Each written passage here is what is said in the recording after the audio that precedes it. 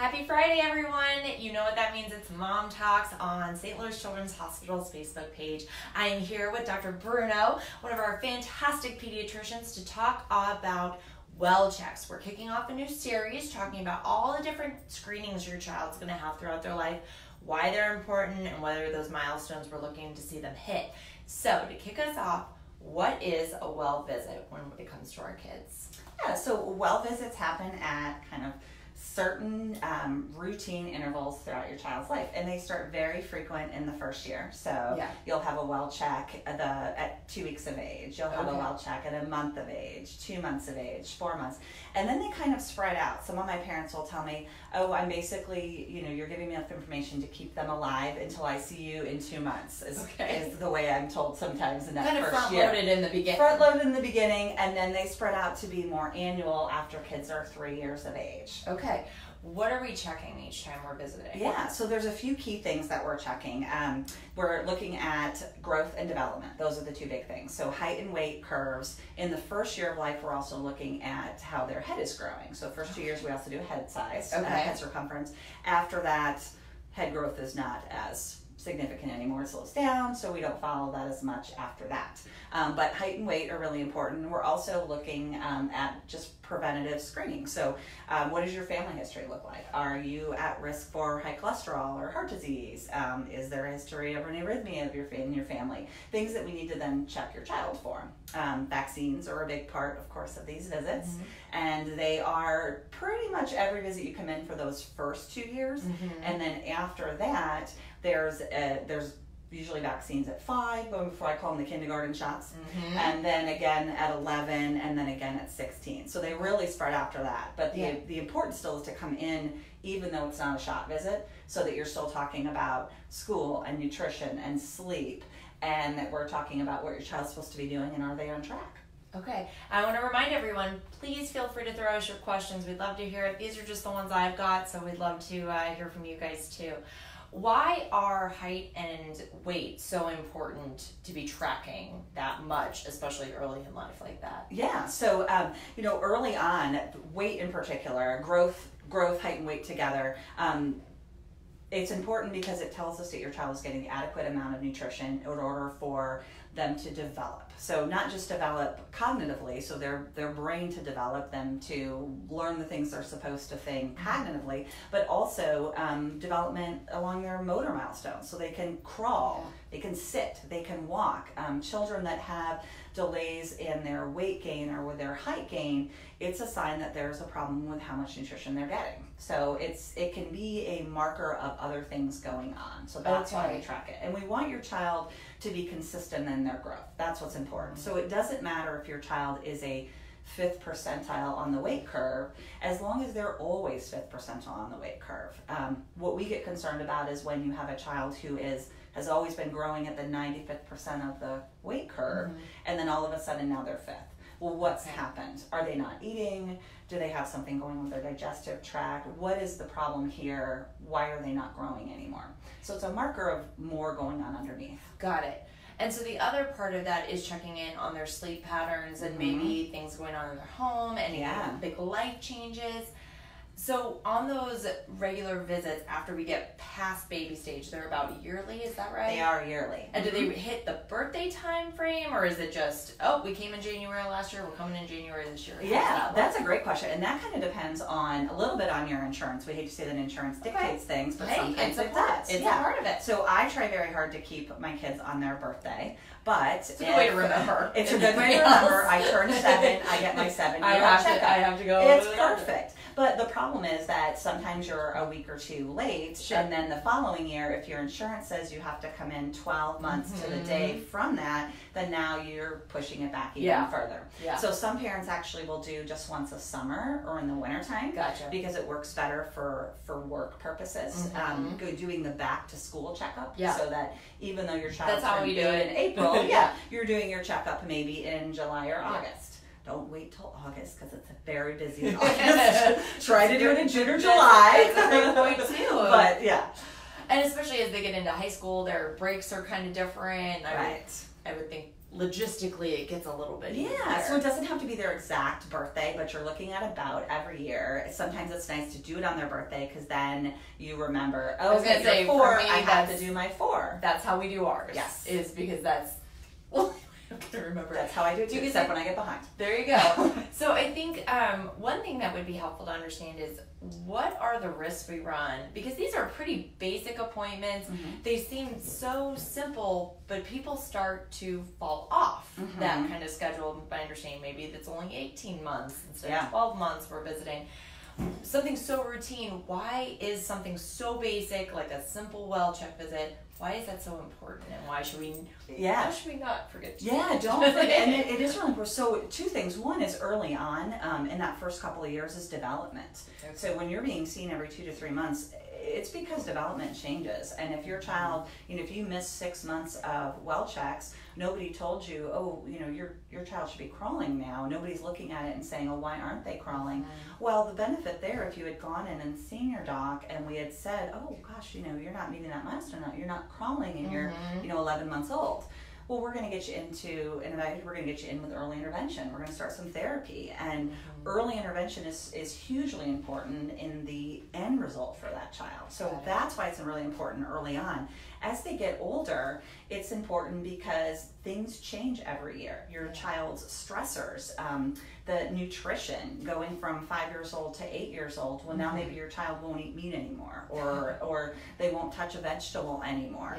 Your doctor is somebody that can talk to your child about that, and they listen. And they don't always listen to their parents. My kids don't. But they will listen to their doctor. So it's a good, let us be not the bad guy, but let us be a voice of reason with your child. And a reminder, please wear your bike helmet. Please eat your vegetables. How are you doing with friends? Are you having problems? So the other thing is that if your child is struggling and you wait, things can get worse. And then it's harder to...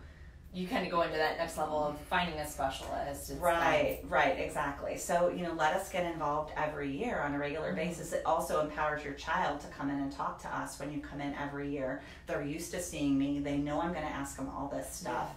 And it's a good feeling for them. It should be a good feeling for you. Especially as they go into those teen years, do mom and dad stay in the room? Or is it one-on-one? Or when... How does that work? Yeah, that's a great question. So for me, once kids start getting a little bit older, I want them to be much more involved in the visit. So it doesn't necessarily mean that mom or dad needs to step out during the whole visit, especially for a 12-year-old. But I'm going to ask the 12-year-old the questions. I'm going to ask the 12-year-old, how are you eating? What does your diet look like? So even that preteen age. Even the preteen age. And even at 8 years old, I still talk to the child, and then I tell the parents, I'm going to let you fill in the blanks, but I want your child to talk to me. So this is their appointment. And as soon as they can talk to me, I'm going to talk to them, and then mom or dad fills in the blanks. That's how it works for me. And as they get older, they get more and more empowered to advocate for their health. So that's what you're looking for, is as they get older, mom and dad are saying less, child is saying more. And then certainly when we start getting into high school, I usually do ask the parents, okay, would you be okay with stepping out so I can give your child a little bit of one-on-one time where they can share with me anything they're concerned about, and we can do parts of the exam in private if they would like. Gotcha. And then you can always invite mom and dad back in too. Let's have a group discussion about it. Exactly. And then you get to play moderator. Maybe. And then I get to play moderator. Exactly. But they start to get a little bit of privacy as they get a little older. Gotcha. I think we have a question. Yes. Yeah, you kind of touched on this earlier, but why does the pediatrician check my toddler's head circumference? Ooh. Yeah, I have big-headed babies. So this is always fascinating. Yeah. My children and I can share hats. Yes, so everybody worries about... First of all, when you look at a growth curve, if your child is 97% on the growth curve or 3% on the growth curve, you're going to worry. Why? Because, why aren't they 50? Well, because everybody's not 50. There are some people that are going to be 97 and some people that are going to be 3, and that's okay. But it makes parents worry. And sometimes it can make us worry unless we look at the trend. So that's what we're looking at, is we want to see what your trend looks like. Why does it matter if your child has a large head? Well, as long as the head circumference is not enlarging more rapidly than it should be, or it's not coming off of the growth curve, it's not a problem. If it is, it could be a sign that there is increased pressure inside the head, so it could be a sign that there's could be a growth inside the brain. Okay. God forbid everybody worries, is there something going on in Yeah. the head? Yes, that's exactly That's why a we're sign. looking. That's exactly why we're Okay. working. If their head size is not growing, it can also be a sign of malnutrition. Or other genetic problems. So that's why we look at the head size Gotcha. in those first couple of years. And that usually, I'm trying to always remember, it goes from the back of the head, and then I always remember it's like a headband. It is. It's the OFC. It's the orbital frontal circumference. So it has to be right here in the middle of the head and then right to the back of the head. And you'll find sometimes in the hospital, from the hospital time to when the baby's 2 months of age, because the babies come out and they're kind of squishy cone shaped. Everybody had a cone shaped kid, I did. Well, then the head kind of rounds out, and so that that OFC can change pretty dramatically. So we have to keep in mind, all right, this is not because the child all of a sudden now has fluid on the brain. This is because the shape of the head. We've rounded out. We've rounded out. That's a great question. Yeah, we've rounded out. Yeah. I like that one. Okay, so we've talked about our well checks. Does a back to school well check and a normal yearly well check, are those one and the same, or do different things happen at those? No, they are the same. So Okay. if there are some parents that do kind of an annual well check on the child's birthday, and then we'll try to do a sports physical back to school. But in reality, for me and for many other pediatricians, it's all one and the same. These are long visits. People think of, as you mentioned, this is a quick, short. No, this is my longest visit of the day, is the well child, because I'm looking at your family, your home, school, nutrition, sleep, and then exercise and activity. So it's huge. And some parents have saved up kind of everything that's been going on for the year to then talk about this well check. So now we're looking at, now I think maybe we have some attention problems, and now we have some GI problems. And so it's a big visit. It's a big visit. Head to toe. The big visit. But if your child is playing a sport and they need a physical for sports, that is part of the exam that we do anyway. So you don't have to have a separate sports physical. That should be part of your well check. And we ask those questions about, is your child safe and ready to play sports? Is there like a number one question you seem to get asked at every single well check? Is there like just the constant like? Yeah, let's see. So younger age. I was gonna say, I would probably so think ages, right? So the most common at the youngest age is talking, right? Oh. So 12, 15, 18, 2 years. Are they talking enough? Everybody worries, and so I try to reassure. They are only supposed to meet 3 to 6 words at 15 months, 6 to 10 words at 18 months. But if you compare your child to the neighbor's children, and that child has an advanced language, your child is going to look behind. So I get a lot of that but I'm worried because my child doesn't say anything yet. Well, but they're 11 months old, they're not supposed to say anything yet, and that's okay. So those worries about development early on are really common. You get into the toddler age, number one question I get is, I don't think my child's getting enough nutrition. Do they need a multivitamin? Because toddlers are notoriously picky and finicky. They will eat great one day, and then the next day they'll eat not enough to keep a bird alive. So parents are very worried about that. So I get asked that a lot at those visits. The other one during that time frame is discipline. So talking about tantrums. What do we do with tantrums? Why do I feel like a broken record? Why doesn't my 2-year-old listen to me? So that's a big piece of that toddler age group. As we get older, it's probably more school-related stuff and some of the diet stuff. Gotcha. So is kind of what comes And then our into older play. teens, anything in there? The older teens, unless the child is having some other things going on, specific health problems going on, most of the parents will come in and go, no, we're good. That's it. Here we are. But I would say probably school performance is my number one concern that parents have. Some parents, especially, parents of introverts. This is a great one. So you have to remember there are introverts and extroverts. I'm an extrovert. You're an extrovert. My son is an introvert. I have a hard time understanding him because he doesn't get excited all the time. Yeah. So when you are a parent who's an extrovert and your child is an introvert, one of the biggest worries you will have when you come in to talk to your doctor is, why doesn't my child have a lot of friends? Yeah. Why doesn't my child want to do lots of things? And you talk to the and child, as an extrovert, and they're perfectly hearing that, I'm like, content. oh my god, Right? that's horrible. It does sound horrible. And so, but that's a very common question from parents is, but why? And I have to say, well, let's look at your child. Are they happy? Yeah. Are they well adjusted? Do they have a few close friends? great. Yeah. Not everybody wants I would to think be in it's a the crowd. same on the reverse too. If you're an introvert and your child's an extrovert, you're like, oh my gosh, you wear crazy pants where you're trying to go everywhere and do all this stuff. It's like, I could see where that would be concerning too. It is. Right. So when your personality is different from your child and your expectations are a certain way, or your two children are different. So I have an extrovert and an introvert. So I can relate to the extrovert. The introvert, I'm always wondering if he's okay. Yeah. And that's kind of what I see in the teen years. Yeah. Those are all great conversations to have, again, with kind of a third party kind of moderator almost. All right. It's a lot of parent stuff at these visits. You know, what parents need to remember is that I'm their advocate and I'm their teammate. So when they come in, I'm talking to them as much as their child. The child is the focus of the visit, but if you are not feeling good about how you're parenting or how your child's adjusting or things in your home, that's where your pediatrician is supposed to come in and help. You get to wear many hats. And that's my favorite hat is helping parents become better parents and helping families, you know, feel good about where they're at.